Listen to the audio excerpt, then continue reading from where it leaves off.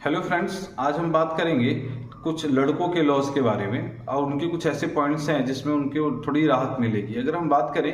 क्योंकि हमारे यहाँ अक्सर देखा जाता है कि लड़कियां ही विक्टिम पाई जाती हैं, लड़के विक्टिम नहीं हो पाते। लेकिन कई बार ऐसे केसेस होते हैं जहां पे लड़कियां झूठे एलिगेशन लगा देती हैं, रेप केस कर देती हैं।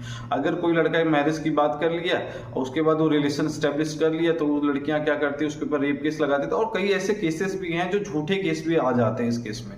अगर मैं बात करूं बीएनएस की धारा 69 में, तो उस सब क्लॉज 1 में ये कहा गया है कि अगर कोई लड़का किसी लड़की से फर्स्ट प्रॉमिस ऑफ मैरिज की बात करके और उसके साथ नहीं रह पाता है किसी कारणवश, तो उसे रेप केस नहीं माना जाएगा। लेकिन कई बार लड़कियां भी उसके साथ इस तरह की चीजें कर लेती हैं, जिससे ये क्या होता है कि जिसपे कानून जो होता है उनकी बातों को सुन लेता है और उनको क्या करता है, विक्टिम कर देता है। लेकिन अगर मैं बात करूं कि अब कोई लड़की किसी लड़के को किसी लड़के के साथ रहने के बाद तो उससे पैसे खर्चे कराती है और उसे रिलेशन स्टेब्लिश करती है, उसे छोड़ देती है, तो लड़का क्या होता है, मेंटली हरास्ड हो जाता है, बहुत ज्यादा परेशान हो जाता है।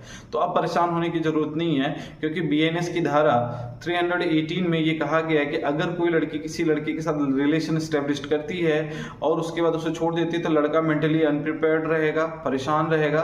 तो वो क्या कर सकता है, उसके ऊपर मेंटल हरासमेंट का केस फाइल कर सकता है और जुर्माना भी क्लेम कर सकता है, जिससे लड़कियों को भी थोड़ी सबक मिलेगी। Thank you.